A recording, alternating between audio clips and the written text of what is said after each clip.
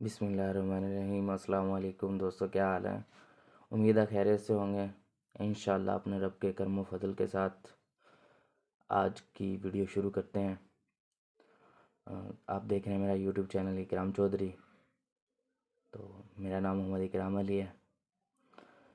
آج آپ لوگوں کے ساتھ ایک تھوڑی سی اردو پہ بات کریں گے، اور پاکستانی شخصیت ہے جو جاپان کے اندر مقیم ہے، اس کے بارے میں تھوڑا سا آپ لوگوں کو بتاؤں گا۔ ایسے ہے پاکستانی ایک رانا عابد جو کہ جاپان کے اندر مقیم ہے تقریباً میرے خیال میں 25 سالوں سے، اور وہ پاکستانی امیر ترین آدمی ہے جو جاپان کے اندر ہے۔ پاکستانی امیر ترین جو جاپان کے اندر ہے، وہ وہاں پہ رہ رہے ہیں۔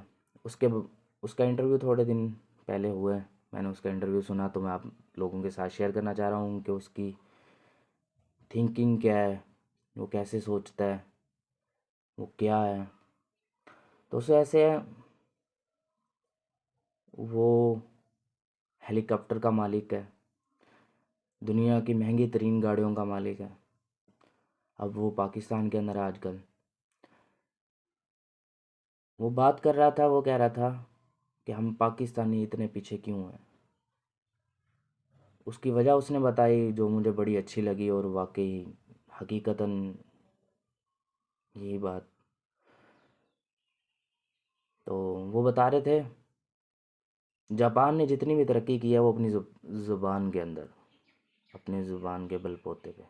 اکیلے جاپان نے نہیں، پوری دنیا میں جتنی بھی قوموں نے ترقی کی ہے وہ اپنی زبان کے اوپر، جو ان کی لینگویج ہے اس کے اوپر انہوں نے ترقی کی ہے۔ اس کو پایا، انہوں نے پڑھا، سیکھا، عمل کیا تو ترقی کر گئے۔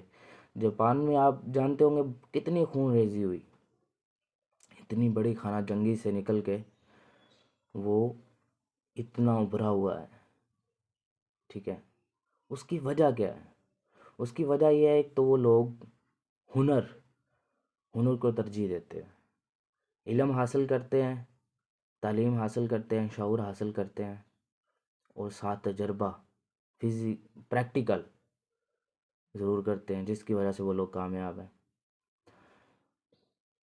شارٹ بتاتا ہوں میں، وہ بتا رہے تھے پاکستان کے اندر اب وہ جاپانی جب فائر بریگیڈ جو گاڑیاں ہوتی ہیں وہ ایک عرصہ گزرتا ہے تو پھر وہ بعد میں استعمال نہیں کرتے، تو وہ کسی بھی ملک کو ڈونیٹ کر دیتے ہیں، لیکن وہ ملک جو کہے گا ان کو کہ ہمیں ضرورت ہے دے دیں، وہ کہتے ہیں وہ ایک پلیز پر وہ کہہ رہے ہوتے ہیں کہ ہمیں کوئی پلیز بولے اور ہم انہیں یہ گاڑیاں ڈونیٹ کرتے۔ تو کہتے ہوتا کیا ہے، ہمارے پاکستانی کرتے کیا ہیں، ہمارے ملک کا حال دیکھیں۔ وہ کہتے ہیں کہ ہمارا پیسہ، ہماری جیب، ٹھیک ہے، ہم خریدیں گے، لیں گے نہیں، خریدیں گے۔ اگر کوئی چیز 1 لاکھ کی ہے وہ 10 لاکھ لکھی جاتی ہے کہ 10 لاکھ کے اندر آ گیا، وہ ہمارا کیا ہے۔ کہتا ہے یہ حال ہے ہماری قوم کا، ہمارے ملک کا۔ تو وہ بات زبان پہ آ رہی تھی، زبان پہ بات کر رہے تھے، زیادہ ہم آج زبان پہ ہی کریں گے کہ کیوں زیادہ انہوں نے اتنی بڑی بات کر دی۔ بلکہ ہمارے بہت سے اکابرین بات کر رہے ہیں پہلے بھی کہ ہمیں جتنا عمل اپنی زبان پہ کر سکتے ہیں اتنا نہیں۔ دیکھیں دوستو، قرآن مجید ہماری جو کتاب ہے الحمدللہ وہ عربی زبان میں نازل ہوئی۔ اس کے پیچھے وجہ کیا ہے؟ اکیلی قرآن پاک ہی نہیں، جتنی بھی آسمانی کتابیں، کچھ بھی آیا، جو کچھ بھی آسمانی کتابیں ہو گئیں یا چھوٹی سی ان کو ایک شریعت دی جاتی تھی، وہ کس زبان میں دی جاتی تھی؟ کیا آپ جانتے ہیں اس بارے میں؟ تو سنیں، قرآن پاک صرف عربی زبان میں ہے، بہت سی کتابیں، ہر کوئی فارسی میں، کوئی کسی زبان میں، کوئی کسی زبان میں۔ تو قرآن پاک کو عربی میں کیوں نازل کیا گیا؟ کیونکہ جہاں پہ قرآن پاک نازل ہوا نبی پاک صلی اللہ علیہ وآلہ وسلم پر، عرب کے میدانوں میں، عرب کے علاقوں میں، وہاں پہ عربی زبان بولی جاتی تھی، وہ لوگ عربی کو سمجھتے تھے۔ تو اللہ پاک نے ان کو عربی کے اندر قرآن پاک نازل کیا۔ اللہ پاک ہر زبان کو سمجھتا ہے، اللہ پاک ہمارا ہر زبان کو سمجھتا ہے، ہمارے دلوں کے اندر جو کچھ بھی ہے وہ بھی سمجھتا ہے الحمدللہ۔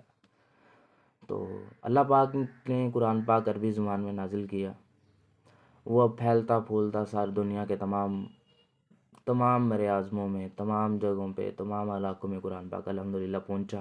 وہ کیسے پہنچا؟ کیا وہ عربی زبان میں ہی رہا؟ عربی زبان میں بالکل اللہ پاک نے وعدہ کیا کہ اس کی حفاظت کا ذمہ میں نے لیا، اللہ پاک کی، لیکن اس کا ترجمہ کیا گیا، اس کی تشریح کی گئی، اس کا ترجمہ جس علاقے میں بھیجنا ہے اس کی زبان پہ کیا گیا۔ اب قرآن پاک کا ترجمہ اگر ہم اردو میں نہیں پڑھیں گے تو ہمیں نہیں پتہ قرآن پاک میں کیا لکھا ہے، اللہ پاک ہم سے کیا کہہ رہا ہے، اللہ پاک ہمارے ساتھ کیا باتیں کر رہا ہے۔ پڑھ کے دیکھیں انشاءاللہ مزہ آئے گا قرآن پاک۔ اب اردو میں ہم عربی بھی تو پڑھ لیتے ہیں، بالکل ثواب ملتا ہے، ثواب بے شک ملتا ہے، ہم اس کو دیکھتے ہیں وہ بھی ثواب ہے، ہاتھ لگاتے ہیں وہ بھی ثواب ہے، لیکن ملتا کیا ہے؟ ثواب تو ملتا ہے لیکن ہم سیکھتے کیا ہیں؟ عمل نہیں کریں گے تو عمل سے زندگی بنتی ہے، جنت بھی جہنم بھی، لیکن فائدہ کیا؟ اگر اردو میں سیکھیں گے تو ہی فائدہ ہوگا نا، اردو میں ہم عمل کریں گے، ہمیں چیزوں کا پتہ ہوگا، ہم نماز پڑھ رہے ہیں، ہمیں یہ نہیں پتہ کہ ہم پڑھ کیا رہے ہیں، اس کا ترجمہ کیا ہے، اللہ پاک سے ہم کس طرح مخاطب ہیں، ہم اللہ پاک سے کیا مانگ رہے ہیں، اللہ پاک ہمیں کیا دے رہا ہے، یہ چیزیں ہمیں نہیں پتہ۔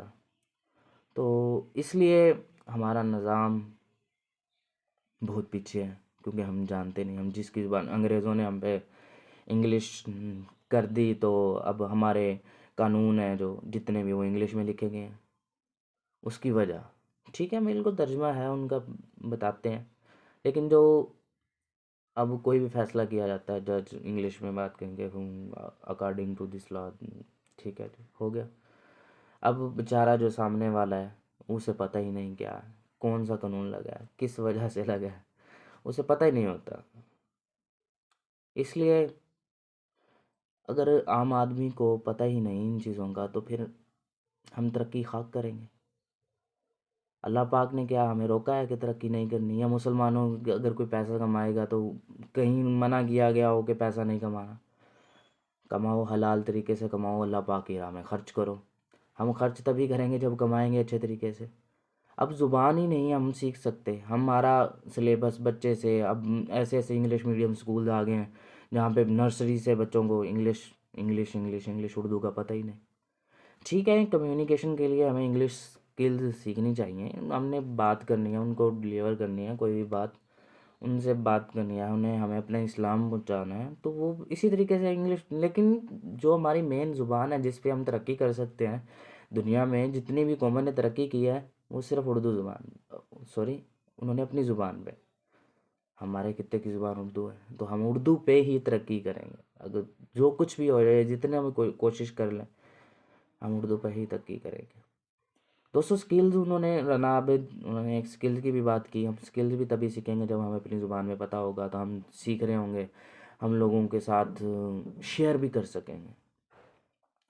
ان سے وہ جو انٹرویو کر رہا تھا انہوں نے بات کی کہ کویشچن یہ کیا کہ اگر آپ سے یہ جتنی بھی جائیدادیں، ہیلی کاپٹر، گاڑیاں، زمینیں، جو کچھ بھی آپ سے لے لیا جائے تو آپ کیا کریں گے؟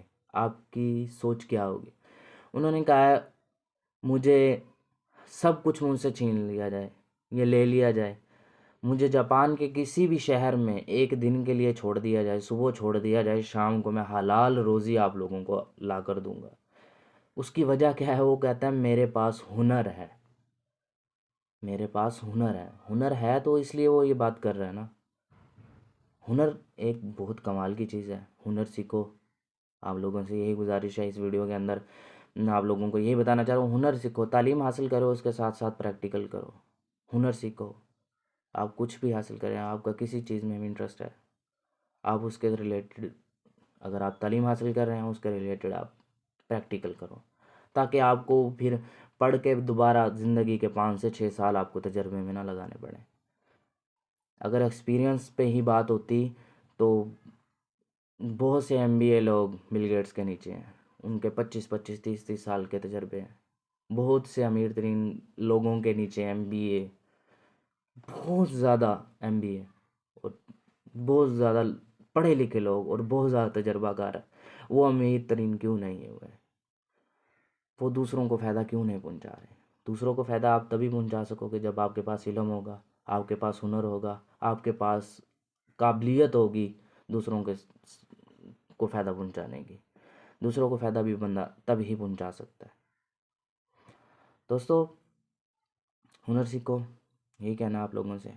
اور دوسرا، اپنی زبان پر توجہ دو، اس زبان میں سیکھو. انشاءاللہ ہم ایک روز ابھریں گے، ترقی کریں گے انشاءاللہ. امید ہے اللہ پاک کی ذات سے. ہم اپنے حصے کا جتنا بھی تھوڑا تھوڑا ہے وہ کرنا چاہیے. ہمارے اپنے حصے کا جو کچھ بھی ہے، تھوڑا ہے زیادہ ہے، جتنا ہم کر سکتے ہیں. اللہ پاک نے ہمیں پیدا کیوں کیا؟ کیا ہم بس کھانا کھایا سو گئے، ہلکا پھلکا اپنے پیٹ کے لیے کیا؟ ٹھیک ہے دوستو، ترقی کرنی ہے تو عمل کرو، ہنر سیکھو اور آگے بڑھو. انشاءاللہ ایک روز پاکستان کا ایک نام ہوگا. ماشاءاللہ بہت سے ادارے آج کل کرونا کے بعد اور کرونا کے بیچ میں تقریباً ایسے لوگوں نے ابھرنا شروع کیا کہ ہم اپنے ملک کے نوجوانوں کو بہتر کریں. انشاءاللہ اس پہ بھی بعد میں بات کریں گے. جو آج کا مین ٹاپک یہی تھا کہ آپ لوگوں سے شیئر کروں کہ ہم اپنی زبان کے اندر ہی ترقی کر سکتے ہیں. دوسرا ہنر سیکھیں گے تو ہی ترقی کر سکتے ہیں، کسی چیز کو سمجھیں گے تو ہی ترقی کر سکتے ہیں. اور یہ کرپشن، اس کو پیچھے پھینکنا چاہیے. دھوکے بازی، جتنی بھی دھوکے بازی آپ اپنے ساتھ کر رہے ہو، دوسروں کے ساتھ نہیں کر رہے. کوئی مجھے فائدہ دینے کی بجائے دھوکہ دے رہا ہے تو اس کے ساتھ دھوکہ ہو رہا ہے، میرے ساتھ نہیں ہو رہا. اگر وہ مجھے دھوکہ دے رہا ہے کہ میں آپ کو فائدہ پہنچا رہا ہوں لیکن دے دھوکہ رہا ہے تو اس کا ادھر نہ دنیا میں نہ آخرت میں کچھ نہیں ہونے والا. دوستو دھوکے سے بچو، کسی کو دھوکہ مت دو. یہ کرپشن کے اندر ہی آتا ہے. تو عمل کرو، انشاءاللہ ترقی کریں گے. دوسرا میں تھوڑی سی یہ بات کروں گا. مولانا عبد کے مطابق وہ کہہ رہے تھے نیا پاکستان بننے میں 15 سے 20 سال لگیں گے. ہے نا بات؟ 5 سال کے اندر نہیں بننے والا. انہوں نے کہا اگر پاکستان کو تبدیل کرنا ہے تو 15 سے 20 سال. وہ تجربہ کار ہیں، ان کی بات پہ میں 100% یقین کرتا ہوں. ان کی بات بہت زبردست ہے. میں پولیٹکس پہ بات نہیں کر رہا اور نہ ہی میں سپورٹر ہوں کسی جماعت کا، ٹھیک ہے. اور یہی بات ہے، مطلب ٹائم لگے گا. ہمیں اپنے آپ کو چینج کرنا ہے. ہم نے اپنے آپ کو چینج کرنا ہے. اگر ہر بندہ خود کو چینج کرے تو انشاءاللہ بہت جلد ہو سکتا ہے. خود کو تبدیل کریں گے تو ہی انشاءاللہ ہم آگے بڑھیں گے. جو بندہ دوسروں کو چینج کرے، وہ ایک چھوٹی ایگزامپل مجھے تھوڑی یاد آ رہی ہے کہ ایک بندہ جو نکلا کہتا ہے میں دنیا کو تبدیل کر دوں گا، دنیا کی سوچ چینج کر دوں گا، دنیا چینج کر دوں گا. نکلا، کسی کو نہیں کر سکا. اس نے کہا چلو دنیا کو نہیں اپنے ملک کو کر لوں. اپنے ملک کو کرنے لگا، نہیں کر سکا. اس نے کہا چلو اپنے شہر کو کر لوں. اپنے شہر کو کرنے لگا، نہیں ہو سکا. تو پھر کسی بزرگ کے پاس اس نے بات کی کہ میں ایسے اس نے کہا میں چینج کرنے کے لیے نکلا لیکن نہیں کر سکا. تو بزرگ نے بڑی پیاری بات کی. انہوں نے کہا بیٹا اپنے خود کو تبدیل کر لو، یہ شہر، یہ ملک، یہ سب کوئی تبدیل ہو جائے. خود کو تبدیل کرو، خود پہ فوکس کرو، خود آنے والا دن بہتر کرو. گزرے ہوئے دن سے آج بہتر ہونا چاہیے. آج سے آنے والا کل بہتر ہونا چاہیے. میں نے پچھلی ویڈیو میں آپ لوگوں کو یہ بات بتائی تھی. اگر ہم عمل کریں گے تو انشاءاللہ ہماری زندگی بنے گی. ٹھیک ہے دوستو، اس ویڈیو کا یہیں اختتام کرتے ہیں. ویڈیو اچھی لگے تو سبسکرائب اور ساتھ بیل آئیکن کو آل پہ لازمی کر دیجیے گا تاکہ آنے والی ویڈیو کی نوٹیفیکیشن مل سکے. آنے والی ویڈیو تک دیجیے مجھے اجازت. دعا میں یاد رکھیے گا، اپنا خیال رکھیے گا. انشاءاللہ پاکستان زندہ باد. اللہ حافظ.